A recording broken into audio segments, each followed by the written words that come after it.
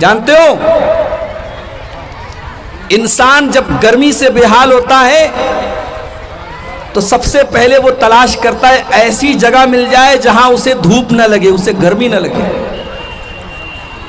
بھئی آپ کسی کھلے میدان میں جا رہے ہیں اور بہت تیز دھوپ نکلی ہے تو آپ کو کیا چاہیے؟ آپ کو سایہ چاہیے، آپ کو ٹھنڈی ٹھنڈی ہوا چاہیے۔ اور آج یہ سورج 9 کروڑ 30 لاکھ میل دور ہے،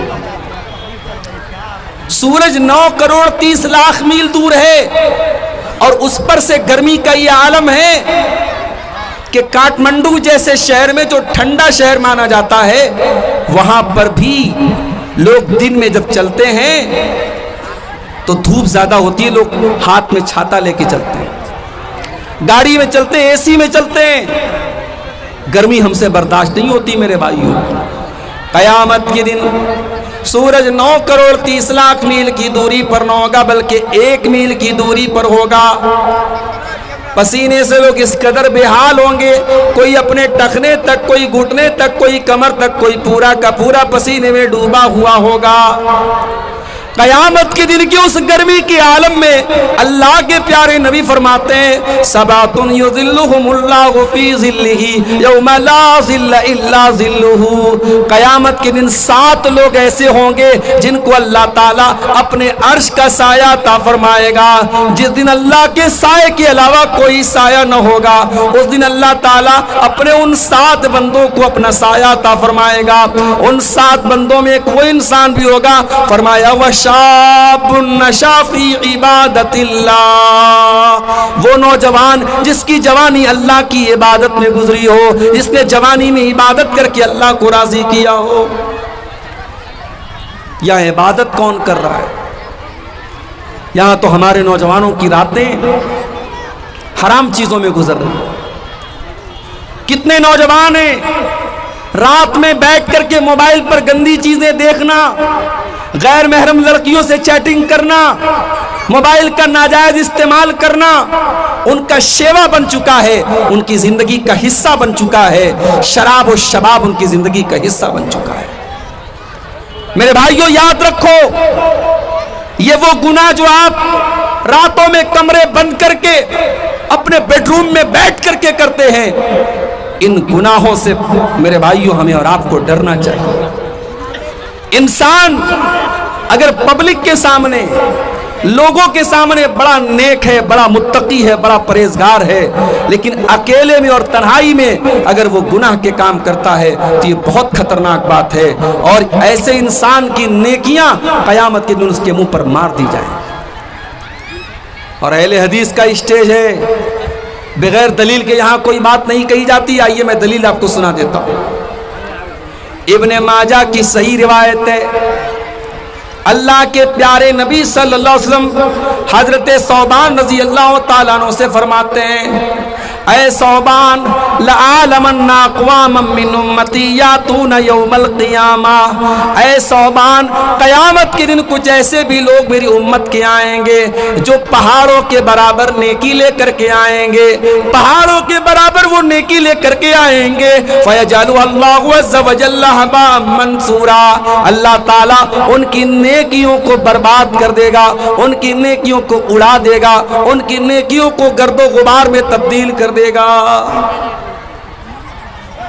حضرت ثوبان ڈر گئے، کہا اے اللہ کے نبی صفہم لنا وجلہم لنا، اے اللہ کے نبی ذرا اور کلیئر کر کے بتا دیجئے ان لا نکون منہم، تاکہ ہم ان میں سے نہ ہو جائیں، تاکہ ہم ان میں سے نہ ہو جائیں۔ حضرت ثوبان نے یہ نہیں کہا کہ اللہ کے نبی وہ کون لوگ ہوں گے، کہا کہ اللہ کے نبی ان کی کوالٹی بتا دیجئے، ان کی صفت بتا دیجئے تاکہ ہم ان میں سے نہ ہو جائیں۔ آج ہمیں دوسروں کے چھوٹے چھوٹے عیب نظر آ جاتے ہیں، اپنے بڑے بڑے عیب پر ہم پردہ ڈال دیتے ہیں۔ سوشل میڈیا کا دور ہے، فیس بک پر بیٹھ کر کے کمنٹ بازی کرنا، دوسروں کے کاموں پر کیچڑ اچھالنا، دوسروں کے کاموں میں کیڑے نکالنا، دوسروں کے صحیح کاموں پر تنقید کرنا، یہ آج ہماری فطرت بن چکی ہے۔ ہم دوسروں کے لیے جج بن جاتے ہیں اور اپنے لیے وکیل بن جاتے ہیں۔ معاف کرنا میرے بھائیو، یہ نبی کے صحابہ کا طریقہ نہیں تھا۔ نبی کے صحابہ پہلے اپنے گریبانوں میں جھانکتے تھے، پہلے اپنی فکر کرتے تھے۔ حضرت ثوبان نے کہا اے اللہ کے نبی پہلے بتائیے وہ کون لوگ ہوں گے تاکہ ہم ان کی طرح نہ ہو جائیں۔ آپ نے فرمایا اے ثوبان وہ تمہارے ہی بھائی ہوں گے، تمہاری جیسے نماز پڑھنے والے ہوں گے، روزہ رکھنے والے ہوں گے، رات میں عبادت کرنے والے ہوں گے، بس ایک بات کی کمی ہوگی وَلَٰكِنَّهُمْ إِذَا خَلَوْا بِمَحَارِمِ اللَّهِ انتهكوها۔ پبلک کے سامنے تو بڑے نیک ہوں گے، ہر جلسے میں جائیں گے، ہر تقریر سنیں گے، علماء سے کے ساتھ سیلفی بھی لیں گے، علماء سے محبت بھی کریں گے، بظاہر تو بڑے نیک ہوں گے، بڑے دیندار ہوں گے، مگر ان کے موبائل کی براؤزر کی ہسٹری بتائے گی، ان کے واٹس ایپ کی چیٹنگ بتائے گی، وہ راتوں میں بیٹھ کر کے گندے کام کر رہے ہوں گے۔ وَلَٰكِنَّهُمْ إِذَا خَلَوْا بِمَحَارِمِ اللَّهِ انتهكوها۔ جب وہ اکیلے میں ہوں گے، جب وہ تنہائی میں ہوں گے تو وہ ناجائز کام کریں گے، وہ غلط کام کریں گے، وہ اللہ کو ناراض کرنے والے کام کریں گے۔ اپنی تنہائی کو گناہوں سے بچا لو میرے بھائی۔ دنیا میں ہم دیکھتے ہیں بڑے بڑے شاپنگ مالوں میں، ریلوے اسٹیشن پر، ایئرپورٹ پر، ہر جگہ آج کل کیمرہ لگا ہوتا ہے۔ یہ کیمرہ کیوں لگا رہتا ہے؟ اس کیمرے کا نام ہے سیکیورٹی کیمرہ۔ یہ کیمرہ جہاں لگا ہے تو چور بھی چوری کرنے سے ڈرتا ہے۔ کسی لڑکی کو چھیڑنے والا 1000 بار سوچتا ہے کہ نہیں یار کیمرہ لگا ہوا ہے ریکارڈ ہو جائے گا۔ دنیا میں انسان کا بنایا ہوا کیمرہ آج انسان کو غلط کام کرنے سے روک رہا ہے۔ انسان ڈرتا ہے کہ نہیں بھائی ریکارڈ ہو رہا ہے۔ میں کہتا ہوں یہ انسان کا بنایا ہوا کیمرہ ہے، یہ تو خراب بھی ہو سکتا ہے، یہ تو بیکار بھی ہو سکتا ہے۔ اس کیمرے میں جو چیزیں ریکارڈ ہو رہی ہیں ہو سکتا ہے 1 مہینے کے بعد وہ ڈیلیٹ ہو جائیں، مگر ایک کیمرہ ایسا بھی ہے جو ہر چیز کو ریکارڈ کر رہا ہے اور 24/7 ریکارڈ کر رہا ہے، ہر وقت کو ریکارڈ کر رہا ہے، اور وہ کیمرہ کبھی خراب ہونے والا نہیں، وہ کیمرہ کبھی برباد ہونے والا نہیں۔ اور وہ کیمرہ کون سا کیمرہ ہے؟ فرمایا وَإِنَّ عَلَيْكُمْ لَحَافِظِينَ كِرَامًا كَاتِبِينَ يَعْلَمُونَ مَا تَفْعَلُونَ۔ میرے بندو ہم نے تمہارے اعمال کو ریکارڈ کرنے کے لیے کرامن کاتبین کو تمہارے اوپر مقرر کر دیا ہے، جو تمہارے ایک ایک عمل کو ریکارڈ کر رہے ہیں، ایک ایک عمل کو لکھ رہے ہیں۔ ہم جب راستہ چلتے ہیں نا، اب یہ عورتیں بھی جلسے میں ماشاءاللہ آئی ہوئی ہیں، لیکن افسوس کے ساتھ اور معذرت کے ساتھ کہنا پڑتا ہے کہ ہمارے یہاں جلسے میں بھی میلے والا ماحول ہے۔ ادھر جلسہ ہو رہا ہے، ادھر دکانیں لگی ہیں، چوڑی بک رہی ہے، کھلونے بک رہے ہیں، عورتیں اور نوجوان لڑکیاں وہاں پہ کھڑی ہیں، پھر وہاں پہ لڑکے بھی کھڑے ہیں اور صاحب تماشا بنا کے بیٹھے۔ ہمارے منتظمین سے بھی میں بڑے ادب کے ساتھ کہنا چاہتا ہوں، میں بہار کے جلسوں میں بھی جاتا ہوں، بعض جگہوں پر لوگوں نے سختی کی، جلسے کے پہلے اعلان کر دیا کوئی میلہ ویلا نہیں لگے گا، کوئی دکان نہیں لگے گی۔ 2-4 جگہوں پر ایسا کیا گیا، اس کا اثر بھی ہوا ہے۔ آپ کے نیپال میں دیکھتا ہوں جہاں بھی جلسہ ہوتا ہے وہاں میلے وغیرہ ضرور لگتے، اس پر آپ کو تھوڑا روک لگانے کی ضرورت ہے۔ اب عورتیں جا رہی ہیں راستے میں، اب آپ گزر رہے ہیں وہاں سے، اب آپ بظاہر آپ کی نظر سامنے ہے، مگر کنکھیوں سے آپ کہیں اور دیکھ رہے ہیں، آپ کی کنکھی نگاہیں کہیں اور ہیں، آپ کی نظر ان عورتوں پر پڑ رہی ہے، لیکن بظاہر ایسا لگ رہا ہے کہ آپ سامنے دیکھ رہے ہیں۔ اس کو کہتے ہیں نگاہوں کی چوری۔ اللہ قرآن میں کہتا ہے یعلم خائنۃ الاعین وما تخفی الصدور۔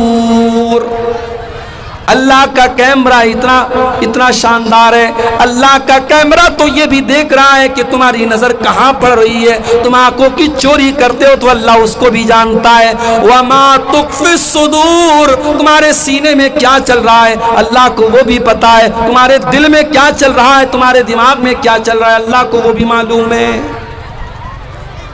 اللہ کا ڈر آج ہمارے نوجوانوں کے اندر سے نکل رہا ہے میرے بھائی۔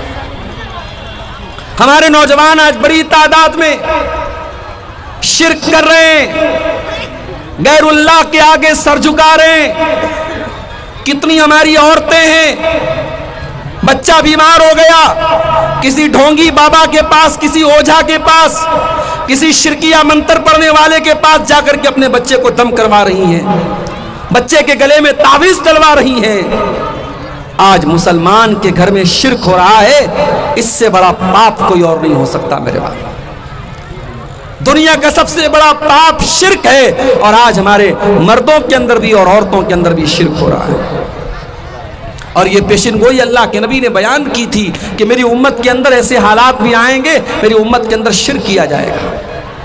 آپ نے فرمایا لا تقوم الساعة حتى تلحق قبائل من امتی بالمشرکین وحتى يعبدوا الاوثان۔ قیامت اس وقت تک نہیں آئے گی جب تک میری امت کے اندر شرک نہ ہونے لگے گا، میری امت کے اندر بتوں کی پوجا نہ ہونے لگے گی۔ اور مولانا الطاف حسین حالی نے 100-125 سال پہلے بڑا صحیح نقشہ کھینچا تھا۔ 100 سال گزر گئے مگر ایسا لگتا ہے مولانا حالی نے آج کے حالات کو سامنے رکھ کر کے یہ نقشہ کھینچا تھا۔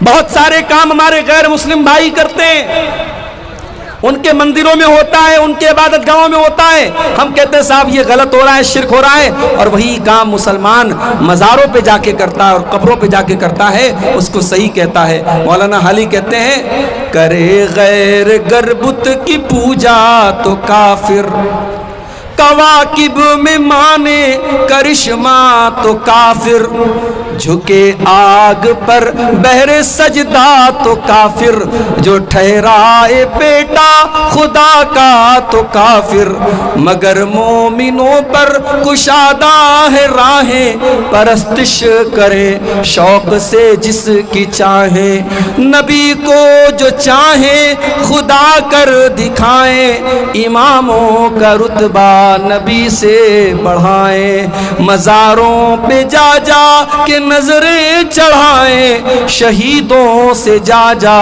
کے مانگیں دعائیں، نہ توحید میں کچھ فرق اس سے آئے، نہ اسلام بگڑے نہ ایمان جائے۔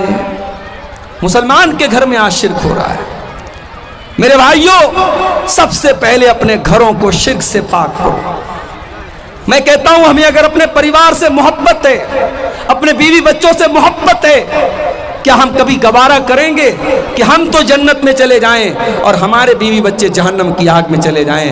ارے جہنم کی آگ چھوڑ دو، اگر کسی کے بچے کی انگلی کٹ جائے، کسی کی بیوی کو ذرا سی چوٹ لگ جائے، شوہر بے چین ہو جاتا ہے، باپ بے چین ہو جاتا ہے، اپنے بال بچوں کو ہم ذرا سی تکلیف میں نہیں دیکھ سکتے۔ میرے بھائیوں، ہم جہنم کی آگ میں اپنے بچوں کو جلتا ہوا کیسے دیکھ سکتے ہیں؟ اس لیے اپنے بچوں کے ایمان کی فکر کرو، ان کی عقیدے کی فکر کرو، ان کی توحید کی فکر کرو، اور دیکھو کہیں تمہارے بچے شرک تو نہیں کر رہے ہیں، تمہاری بیوی کہیں شرک تو نہیں کر رہی ہے۔ اگر کہیں ہو رہا ہے اس پر پہلے روک لگاؤ۔ میرے پیارے ساتھیوں، شرک کرنے والا اللہ کی توہین کرتا ہے، اللہ کی ناقدری کرتا ہے۔ شرک کرنے والا اللہ کو چھوڑ کر کے کسی اور سے جب مانگتا ہے، اللہ کی توہین کرتا ہے۔ اور اسی لیے اللہ سورہ حج کے اندر فرماتا ہے، ایک بڑی پیاری مثال دیتے ہوئے اللہ فرماتا ہے یا ایھا الناس ضرب مثل فاستمعوا لہ، اے لوگو اللہ تعالیٰ ایک مثال دے رہا ہے، غور سے سنو۔ ان الذین تدعون من دون اللہ لن یخلقوا ذبابا، تم اللہ کو چھوڑ کر کے جن کو پکارتے ہو وہ ایک مکھی پیدا کرنے کی طاقت بھی نہیں رکھتے۔ وَإِن يَسْلُبْهُمُ الذُّبَابُ شَيْئًا لَّا يَسْتَنقِذُوهُ مِنْهُ، اور مکھی اگر ان کی کوئی کھانے پینے کی چیز لے کر کے چلی جائے، وہ مکھی سے وہ چیز چھین نہیں سکتے ہیں۔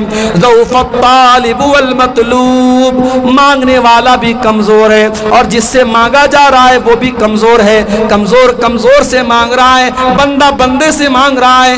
ما قدر اللہ حق قدرہ، او لوگو تم نے اللہ کی قدر نہ کی جیسی کرنی چاہیے تھی۔ شرک کرنے والا اللہ کی ناقدری کرتا ہے، اللہ کی توہین کرتا ہے۔ اس لیے سب سے پہلے میرے بھائیوں اپنی توحید کی حفاظت کرو، اپنے دین کی حفاظت کرو۔ ہمارے نوجوان ایک بڑی تعداد میں، آج ہمارے نوجوانوں کی ایک بڑی تعداد ایسی ہے جن کی زندگی کا کوئی مقصد نہیں ہے. ان کی زندگی کا صرف 3 مقصد ہے: کھاؤ، پیو، انجوائے کرو. کھانا پینا اور انجوائے کرنا یہ زندگی کا مقصد بنا کے بیٹھے ہیں. معاف کرنا میرے بھائی، کھانا پینا اور انجوائے کرنا یہ ہماری زندگی کا مقصد نہیں ہے. اگر یہ مقصد ہوتا تو پھر ہمارے اور جانوروں کے بیچ میں کیا فرق ہے؟ جانور بھی اپنی شہوت پوری کرتا ہے، جانور بھی کھاتا ہے پیتا ہے، اور جانور بھی موج مستی کرتا ہے. ہم انسان ہیں اور اللہ نے ہمیں اور آپ کو کیوں پیدا کیا؟ اللہ نے قرآن میں فرمایا وَمَا خَلَقْتُ الْجِنَّ وَالْإِنسَ إِلَّا لِيَعْبُدُونَ، میں نے جنات اور انسان کو اپنی عبادت کے لیے پیدا کیا ہے. قل ان صلاتي ونسكي ومحياي ومماتي لله رب العالمین. اے نبی آپ بتا دیجئے میرا جینا اور میرا مرنا اللہ تعالیٰ کے لیے ہے. میں اللہ تعالیٰ کے لیے جیتا ہوں اور اللہ تعالیٰ کے لیے مروں گا.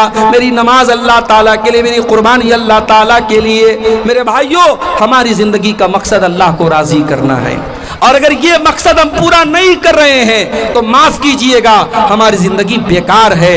دنیا کی ہر چیز اپنے مقصد کو جب پورا نہیں کرتی ہے ہم اسے اٹھا کے پھینک دیتے ہیں، اور جو چیز اپنے مقصد کو سمجھتی ہے وہی کامیاب ہوتی ہے. کبھی آپ غور کیجئے، آپ موبائل استعمال کرتے ہیں، موبائل پر آپ فیس بک چلاتے ہیں، موبائل پر واٹس ایپ چلاتے ہیں، موبائل پر ویڈیو دیکھتے ہیں، موبائل پر کیلکولیٹر بھی ہے، موبائل پر گیم بھی ہے، موبائل پر الا بلا بہت ساری چیزیں ہیں. مگر کبھی آپ غور کیجئے جب موبائل پر کال آتی ہے، جب کسی کا فون آتا ہے، ویڈیو پیچھے چلا جاتا ہے، فیس بک پیچھے چلا جاتا ہے، واٹس ایپ پیچھے چلا جاتا ہے، کال اوپر آ جاتی ہے. کیونکہ موبائل کو بھی پتا ہے کہ میرا اصل مقصد کال کرنا اور ایک دوسرے سے بات کرنا ہے. موبائل پر کال اوپر آ جاتی ہے. میرے بھائیوں، کیا یہ افسوس کی بات نہیں ہے کہ ایک موبائل کو تو پتا ہے کہ میرا مقصد ہے، میرا مقصد کیا ہے، میری تخلیق کا مقصد کیا ہے، مجھے کیوں بنایا گیا ہے؟ اور اس سے بڑھ کے بدنصیبی کیا ہوگی کہ انسان کو اپنی زندگی کا مقصد نہ پتا ہو، اور انسان صرف کھانے، کمانے اور انجوائے کرنے اور موج مستی کرنے میں اپنی زندگی گزار دے. میرے نوجوان ساتھیوں، اپنی زندگی کے مقصد کو پہچانو اور آگے بڑھیے. ہمارے کچھ نوجوان ایسے بھی ہیں جو دنیا کمانے کے چکر میں اتنے بزی ہو گئے کہ ان کو آخرت کے لیے کوئی ٹائم نہیں ملتا. ان کا کاروبار چل رہا ہے، ان کی دکان چل رہی ہے، ان کی جاب چل رہی ہے، 5 ٹائم کی اذان مسجد میں ہو رہی ہے، مؤذن بار بار کہہ رہا ہے حی علی الصلاۃ حی علی الفلاح. مؤذن نماز کی طرف بلا رہا ہے، مؤذن کامیابی کی طرف بلا رہا ہے. یہ دکان چھوڑ کے جانے کو تیار نہیں ہے، یہ کاروبار چھوڑ کے جانے کو تیار نہیں ہے. یہ دنیا میں اتنا مگن ہے، اپنی آخرت کے بارے میں ایک پل کے لیے بھی نہیں سوچ رہا ہے.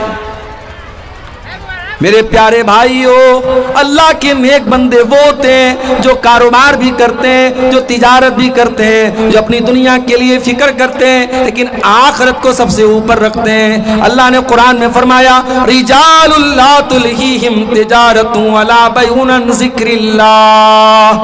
میرے متقی بندے وہ ہیں، میرے نیک بندے وہ ہیں جن کا کاروبار ان کو اللہ کے ذکر سے غافل نہیں کرتا، جن کی تجارت ان کو نماز سے غافل نہیں کرتی ہے.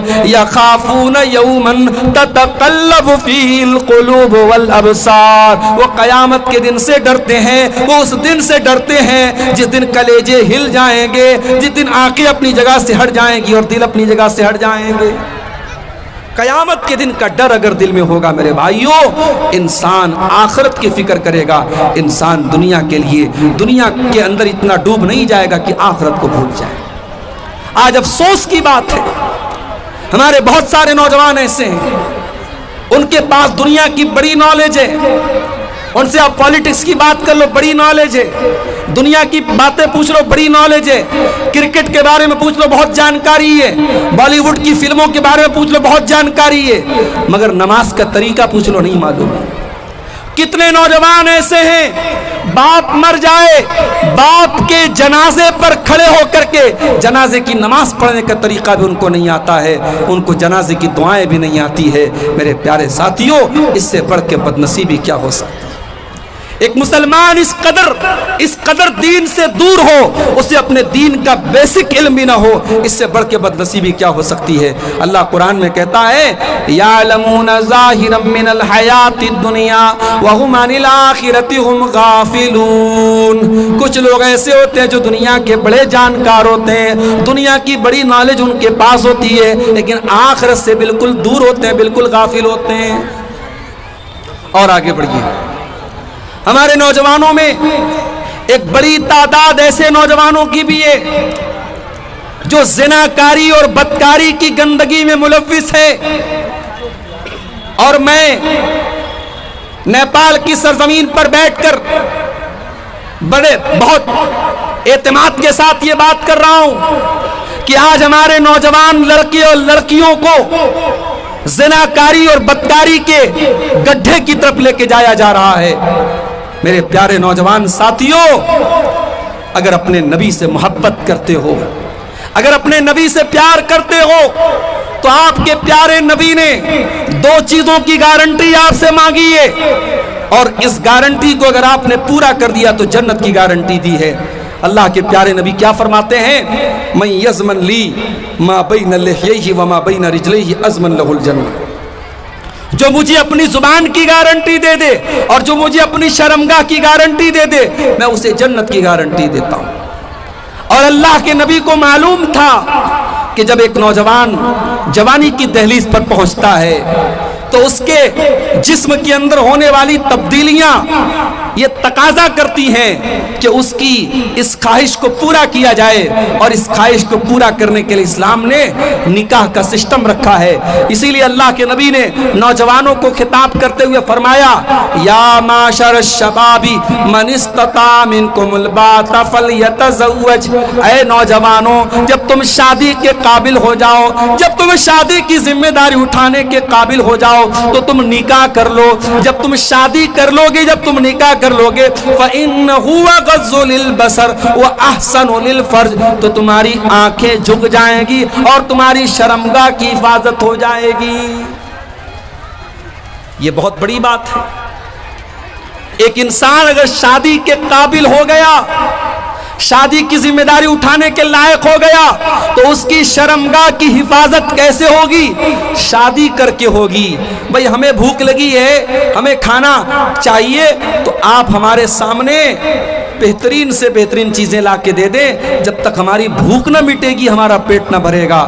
ایک انسان شادی کے قابل ہے، شریعت کہہ رہی اس کی شادی کرا دو۔ مگر آج ہمارے سماج میں شادی بیاہ کے سسٹم کو، میری مائیں بیٹی ہیں، میں ان سے کہنا چاہتا ہوں اپنے بچوں کی شادی صحیح ٹائم پر کراؤ۔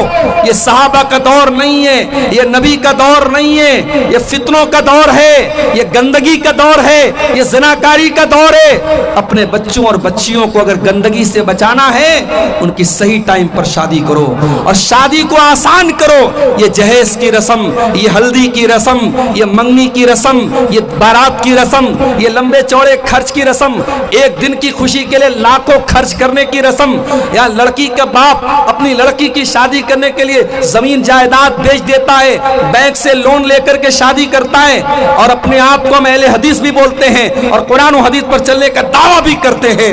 میرے بھائیوں، اگر ہم یہ دعویٰ کرنے کے باوجود اگر ہماری شادیوں میں جہیز کا لین دین ہو رہا ہے، ہماری شادیوں میں یہ رسم و رواج بنائے جا رہے ہیں، تو معاف کیجئے گا، ہم اہل حدیث نہیں ہیں۔ اہل حدیث کے نام پر ہم کلنک ہیں۔ اہل حدیث صرف سینے پر ہاتھ باندھنے کا نام نہیں ہے، صرف آمین زور سے بولنے کا نام نہیں ہے، صرف 8 رکعت تراویح پڑھنے کا نام نہیں ہے۔ اہل حدیث تو اس انسان کو کہتے ہیں جو اپنی عبادات میں، اپنے معاملات میں، اپنے تمام معاملات میں وہ کتاب و سنت کی پیروی کرے۔ میرے بھائیوں، اپنے نکاح کو آسان کرو، رسم و رواج کی بیڑیوں سے اپنے آپ کو آزاد کرو، اور اپنے بچوں کی صحیح ٹائم پر شادی کرو۔ اور شادی کی بات آئی ہے تو یہ بھی آپ کو بتا دینا چاہتا ہوں، شادی میں دینداری کو دیکھا کیجیے۔ میری ماں، جب آپ بہو تلاش کرنے جاؤ تو آپ حور پری جیسی بہو لانے کے بجائے دیندار لڑکی کو بہو بنا کے لاؤ، اور جب آپ اپنی بیٹی کے لیے داماد دیکھنے جاؤ تو شاندار حویلی دیکھنے کے بجائے اور بہترین سروس اور نوکری اور بہترین پیسہ دیکھنے کے بجائے دینداری کو دیکھو. انشاءاللہ وہ دیندار لڑکا آپ کی لڑکی کو خوش رکھے گا اور وہ دیندار بہو آپ کے گھر میں آ کر کے آپ کے گھر کو روشن کر دے گی. اللہ کے پیارے نبی فرماتے ہیں تنکح المرأۃ لأربعین، جب عورت کا نکاح ہوتا ہے تو 4 چیزیں عورت کے اندر دیکھی جاتی ہیں. لمالہا ولحسبہا ولجمالہا ولدینہا، مال دیکھا جاتا ہے، خوبصورتی دیکھی جاتی ہے اور خاندان دیکھا جاتا ہے اور دینداری دیکھی جاتی ہے.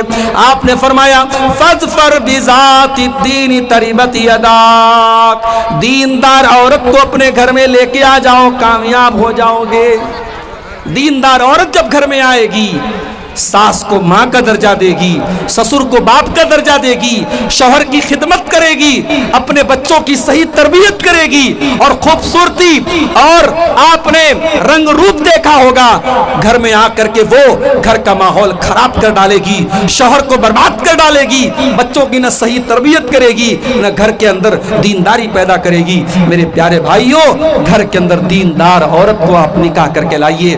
اور جب دیندار عورت گھر میں آئے گی تو آپ یاد رکھیے دنیا کی سب سے بڑی دولت نیک عورت ہوتی ہے. اللہ کے نبی فرماتے ہیں الدنیا متاع وخیر متاع الدنیا المرأۃ الصالحہ، دنیا کی سب سے قیمتی دولت نیک عورت ہوتی ہے. اور نیک عورت کی پہچان کیا ہوتی ہے؟ نبی سے پوچھا گیا اے اللہ کے نبی سب سے بہترین عورت کون سی ہے، سب سے اچھی عورت کون سی ہے؟ اللہ کے نبی نے فرمایا کہ بہترین عورت وہ ہے جس کے اندر 3 چیزیں پائی جاتی ہیں. بہترین عورت کی نشانی 3 چیزیں ہیں. التی تسرہ اذا نظر وتطیعہ اذا امر ولا تخالفہ فی نفسها ومالہ ما یکرہ. بہترین عورت وہ ہے شوہر دیکھے تو خوش ہو جائے. یہ جلسے میں بن سور کے جا رہی ہیں، یہ شادیوں میں میک اپ کر کے جا رہی ہیں، یہ فنکشنز میں یہ گھومنے پھرنے کے لیے سج سنور کے جا رہی ہیں اور شوہر کے لیے کبھی اپنے آپ کو سجایا نہیں، کبھی اپنے آپ کو سنوارا نہیں. اگر ایسی عورتیں یہ شکایت کرتی ہیں کہ میرا شوہر میری طرف دھیان نہیں دیتا، میرا شوہر مجھ سے محبت نہیں کرتا، میرے شوہر کو میری پرواہ نہیں ہے، تو ایسی عورتوں کی شکایت فضول ہے. اللہ کے نبی کہہ رہے ہیں کہ شادی شدہ عورت اپنے شوہر کے لیے میک اپ کرے، اپنے شوہر کے لیے سجے اور سنورے. التی تسرہ اذا نظر، جب شوہر دیکھے تو خوش ہو جائے. اور دوسری چیز کیا ہے؟ وتطیعہ اذا امر، جب شوہر کوئی بات کہے تو بیوی بات مانے، بیوی شوہر کی فرما بردار ہو. میری مائیں بہنیں غور سے سن لیں، بعض عورتیں ایسی ہوتی ہیں ہر جلسے میں جاتی ہیں، ہر تقریر سنتی ہیں، ہر پروگرام میں جاتی ہیں، جمعہ کے خطبے میں جاتی ہیں، بڑی نیک ہوتی ہیں، بڑی دیندار ہوتی ہیں، مگر شوہر کی ایک بات نہیں مانتی، شوہر کے ساتھ عزت سے بات تک نہیں کرتی، شوہر کو اپنی انگلی پر نچانے کا کام کرتی ہیں. ایسی عورتیں کان کھول کر کے سن لیں، ایک شادی شدہ عورت جب تک اپنے شوہر کی بات نہ مانے، اس کی اطاعت نہ کرے، اس کو خوش نہ رکھے، وہ جنت میں نہیں جا سکتی ہے. اللہ کے نبی نے فرمایا کہ یہ دوسری نشانی ہے کہ عورت اپنے شوہر کی بات مانے. اور تیسری نشانی کیا ہے کہ جب شوہر کی کے مال کی اور اپنے عزت و آبرو کی حفاظت کرے، کوئی ایسا کام نہ کرے اپنے بارے میں جو شوہر کو برا لگے اور شوہر کے مال کو بے تحاشا خرچ نہ کرے. تو میرے بھائیوں، نکاح کے موقع پر آپ دینداری کو ترجیح دیجئے. اور میں یہاں یہ بھی بتا دیتا ہوں آپ کو، بعض لوگ کیا کرتے ہیں صاحب، بیٹی کی شادی ایسے پریوار میں کرتے ہیں، لڑکا شرابی ہے، لڑکا بدکار ہے، لڑکا قبر پرست ہے، اور یہ اپنی بیٹی کی شادی اس لڑکے سے کرتا ہے. اور پوچھو کیوں کرتا ہے؟ تو کہتے صاحب لڑکے کا خاندان بڑا اچھا تھا، لڑکے کا گھر بہت اچھا تھا، لڑکا سرکاری نوکری میں تھا، لڑکا بہت پیسے والا تھا. یہ ساری چیزیں دیکھ کر کے آپ نے اپنی بیٹی کی شادی کسی شرابی سے، کسی زانی سے اور کسی مشرک سے کر دی. میرے بھائیوں، ایک بکری کا بچہ بھی ہم پالتے ہیں اور کبھی اسے بیچ دیتے ہیں تو سوچتے ہیں کہ اس کو ہم نے بڑی محبت سے پالا ہے، ایسے انسان کو بیچے، اس بکری کے بچے کو کے اوپر ظلم نہ کرے. جانور کے اوپر بھی ہم ترس کھاتے ہیں، اپنی پھول جیسی بچیوں کو पालते हो, पोसते हो, उनके हर शौक और अरमान पूरे करते हो, और जब वो बेटी शादी के काबिल हो जाए तो किसी भी ऐरे गैरे नत्थु खैरे के हवाले कर देते हो, किसी शराबी के हवाले कर देते हो, किसी जानी के हवाले कर देते हो। माफ करना मेरे भाइयों, तुमसे अच्छे तो अरब के वो लोग थे जो अपनी बेटियों को पैदा होने के बाद जमीन में जिंदा गाड़ देते थे। आपने जवान होने के बाद अपनी बेटियों को जहन्नम में डाला है। नहीं मेरे भाइयों, जब बेटियों का रिश्ता देखने जाओ तो शराबी और जानी से अपनी बेटियों का रिश्ता न करो। अब आज लोग कहते साहब हमारी बेटी जाके माहौल सही कर देगी, हमारी बेटी सुधार देगी, हमारी बेटी शराबी को सही कर देगी, जानी को सही कर देगी। माफ करना मेरे भाइयों, आपकी बेटी कोई सर्फ एक्सेल नहीं है, कोई एरियल पाउडर नहीं है। वो लोगों की गंदगी को जाके साफ करेगी, वो शराबी को जाके सही कर देगी। मैंने रोते हुए देखा है बेटियों को, माँ बाप की गलती की सजा बेटियों को रोते हुए और भुगतते हुए मैंने देखा है। जब आप अपनी बेटी के लिए दामाद देखने जाएं तो दीनदारी को देखा करें मेरे भाइयों, दीनदार और नेक लड़के को अपना दामाद बनाएं। अल्लाह के प्यारे नबी फरमाते हैं इज़ा खतब इलैकुम मिम्मन तरदौन दीनहु व खुल्क़हु फज़व्विजूहु। जब तुम्हारी बेटी के लिए ऐसा रिश्ता आ जाए, लड़का दीनदार है, लड़का बाअखलाक है, लड़का अच्छा है, फज़व्विजूहु, तो तुम अपनी बेटी की शादी उससे कर दो। इल्ला तफ़अलू, अगर तुम ऐसा नहीं करोगे तकुन फितनतुन फिल अर्ज़ि, तो जमीन के अंदर फितना और फसाद फैल जाएगा, जमीन के अंदर बिगाड़ फैल जाएगा। और आज वो बिगाड़ फैल चुका है मेरे प्यारे साथियों। रिश्ते नाते में दीनदारी को तरजीह न देने की वजह से आज मामलात बेहद खराब हो रहे हैं, और निकाह को मुश्किल करने की वजह से ज़िना इतना आसान हो गया है कि होटलों के अंदर चंद रुपयों में आज ज़िनाकारी हो रही है, और आज निकाह करने के लिए लाखों रुपये खर्च करने पड़ते हैं। हमारी नौजवान नस्ल ज़िनाकारी की तरफ जा रही है। और जब ज़िना की बात आई है तो ये भी कान खोल करके सुन लो, सिर्फ ज़िना हराम नहीं है, ज़िना तक लेके जाने वाले चोर दरवाजे भी हराम है।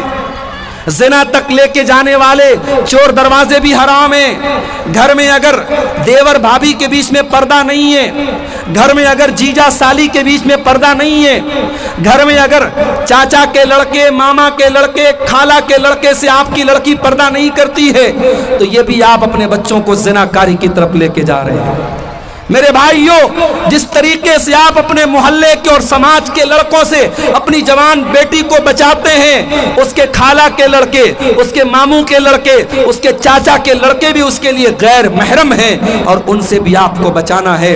आज अफसोस की बात है, मुसलमान के घर में महरम गैर महरम का कोई फर्क नहीं है। मोहल्ले के जवान लड़के आते हैं और आपकी बेटी उनसे कोई पर्दा नहीं करती, उनके साथ हंसी मजाक हो रहा है, बातचीत हो रही है। ये सारी चीजें घर को गंदगी की तरफ लेके जाती हैं, समाज को ज़िनाकारी की तरफ लेके जाती हैं। और यही नहीं, घरों के अंदर पहनावा कैसा है, आपकी बेटी कपड़ा कैसा पहनती है, आपकी बहन और आपकी बीवी कपड़ा कैसा पहनती है, ये भी बहुत मैटर करता है। आप नेपाल जैसे मुल्क में रहते हैं, आप अगर किसी बड़े शहर में रहते हैं और फैशन वाले कपड़े आपके घर में पहने जा रहे हैं, और वो कपड़े जिन कपड़ों के बारे में अल्लाह के नबी ने फरमाया व निसाउन कासियातुन आरियातुन मुमीलातुन माइलातुन, ऐसी औरतें कि जो कपड़ा पहनने के बावजूद नंगी होंगी, जिनका कपड़ा उनके जिस्म को जाहिर करेगा, उनका जिस्म नजर आएगा, ऐसा कपड़ा पहनने वाली औरतें जहन्नम में जाएंगी। माफ करना मेरे भाइयों, अगर ऐसा कपड़ा आपके घर में पहना जाता है, वो कपड़ा पहनने वाली लड़की बाद में गुनहगार होगी, उससे सवाल बाद में किया जाएगा। पहले बाप से सवाल होगा, उसने बेटी को ऐसा कपड़ा ला के कैसे दिया, पहले भाई से सवाल होगा, उसने बहन को ऐसा कपड़ा ला के कैसे दिया, पहले शौहर से सवाल होगा, उसने बीवी को ऐसा कपड़ा ला के क्यों दिया। मेरे भाइयों, अगर आज हमारी औरतों के अंदर बेहयाई आ रही है तो ये एक तरफा मामला नहीं है, हमारे मर्द हजरात भी बेगैरत हो रहे हैं। जब मर्द बेगैरत होता है तब औरत बेहया होती है। इसलिए अगर औरतों को हयादार बनाना है, औरतों के अंदर शर्म और हया को पैदा करना है, तो मर्दों को बागैरत बनना पड़ेगा, मर्दों को गैरत वाला बनना पड़ेगा। जिस समाज के मर्द बेगैरत हो जाएं, जिस समाज के मर्द दयूस हो जाएं, जिनके घरों में बेहयाई का काम हो और मर्दों को कोई फर्क न पड़े, तो उस समाज में मेरे भाइयों गंदगी आम होती चली जाएगी। अल्लाह के प्यारे नबी फरमाते हैं कि 3 लोग ऐसे होंगे जिनकी तरफ अल्लाह ताला क़यामत قیامت کے دن نہ تو دیکھے گا، نہ بات چیت کرے گا، نہ پاک اور صاف کرے گا۔ ان تین لوگوں میں کوئی انسان بھی ہوگا، الدیوس الذی یقر فی اہلہ الخبث، وہ بے غیرت انسان، وہ دیوس انسان، وہ بے شرم انسان جس کے گھر میں غلط کام ہو رہا ہو اور اس کو کوئی فرق نہ پڑتا ہو، اس بے غیرت سے بھی اللہ تعالیٰ قیامت کے دن ناراض ہو جائے گا۔ تو میرے بھائیو، زناکاری اور بدکاری سے اگر اپنے گھروں کو بچانا ہے تو ہمیں اور آپ کو اپنے اندر غیرت پیدا کرنی ہوگی اور گھر کی عورتوں کو شرم و حیا سے آراستہ کرنا پڑے گا۔ اور دو چیزیں اور بیان کر کے بات ختم کرتا ہوں، 10 منٹ کا ٹائم میرے پاس بچا ہے۔ ایک اور چیز ہمیں سماج کے اندر دیکھنے کو ملتی ہے، ہمارے سماج میں اس وقت ہم نیپال میں بیٹھے ہوئے ہیں۔ کل میں مولانا جلال الدین قاسمی صاحب کے ساتھ میرا پروگرام نیپال کے لمبنی میں تھا۔ قاسمی صاحب کہنے لگے مولانا جب سونولی بارڈر ہم نے کراس کی ہے، داہنی طرف بھی شراب کی دکان ہے، بائیں طرف بھی بارڈر کے اندر داخل ہوتے ہی شراب کی دکانیں شروع ہو جاتی ہیں۔ شراب اس قدر عام ہے اور یہ شراب پینے والا صرف کافر نہیں ہے، صرف مشرک نہیں ہے، یہ شراب پینے والا مسلمان بھی ہے اور بڑی تعداد میں مسلمان نوجوان شراب پی رہا ہے۔ میرے بھائیوں، یہ شراب کی لعنت، یہ نشے کی لعنت آپ کے گھر کو برباد کر رہی ہے، آپ کی روزی روٹی کو برباد کر رہی ہے۔ جب شراب پی کر کے نوجوان گھر میں آئے گا، کتنے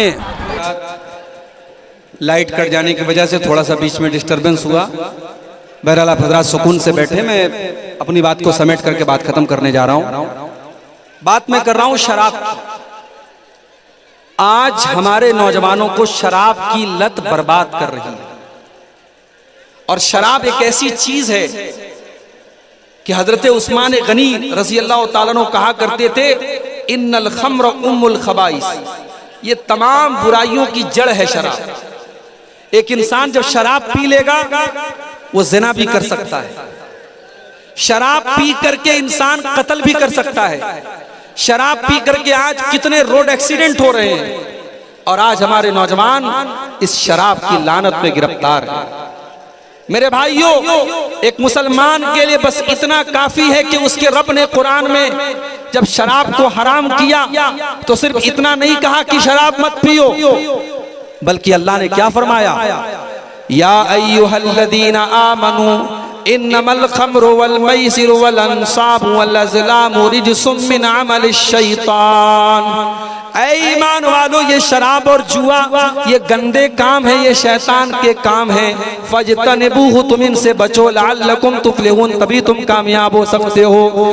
انما یرید الشیطان ان یوقع بینکم العداوۃ والبغضاء فی الخمر والمیسر ویصدکم عن ذکر اللہ وعن الصلاۃ۔ شیطان یہ چاہتا ہے تو شراب پی کر کے اور جوا کھیل کر کے ایک دوسرے سے لڑائی کرو، ایک دوسرے کے دشمن بن جاؤ، اور شیطان یہ چاہتا ہے تم شراب کے نشے میں پڑھ کر کے اللہ کے ذکر سے اور نماز سے دور ہو جاؤ۔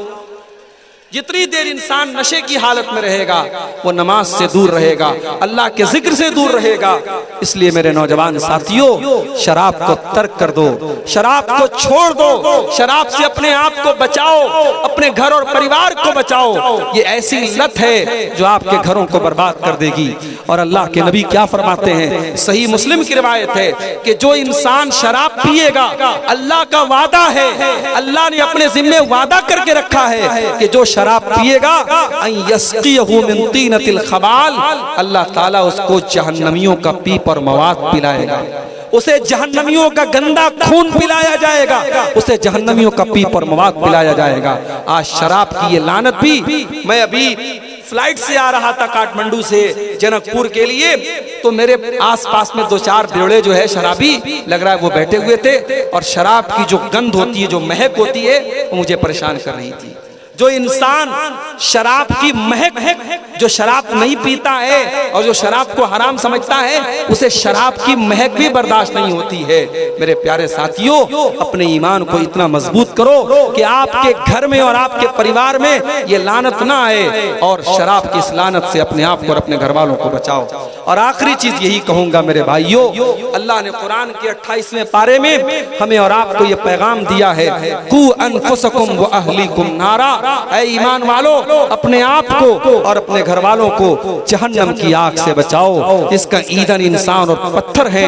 اگر ہمیں اور آپ کو اپنے گھر پریوار سے محبت ہے، اپنے بیوی بچوں سے محبت ہے اور ہم ان کی چنتا کرتے ہیں، ان کی فکر کرتے ہیں، تو میرے بھائیوں انہیں جہنم کی آگ سے بچانے کی بھی ہم فکر کریں۔ اللہ سے دعا کرتے ہیں رب العالمین ہمارے نوجوانوں کی اصلاح فرما دے۔ رب العالمین جن برائیوں کی طرف اشارہ کیا گیا ہے ان تمام برائیوں سے ہمارے نوجوانوں کی حفاظت فرمائے۔ اللہ ہماری ماں بہنوں کی بھی اصلاح فرما دے۔ آج کی یہ پیام امن کانفرنس اللہ تعالیٰ اس کو حسن و خوبی کے ساتھ انجام تک پہنچانے کی ہم سب کو توفیق عطا فرمائے۔ اللہ ہم سب کو کہنے سننے سے زیادہ عمل کی توفیق دے، آمین۔ وآخر دعوانا الحمدللہ رب العالمین، والسلام علیکم ورحمۃ اللہ وبرکاتہ۔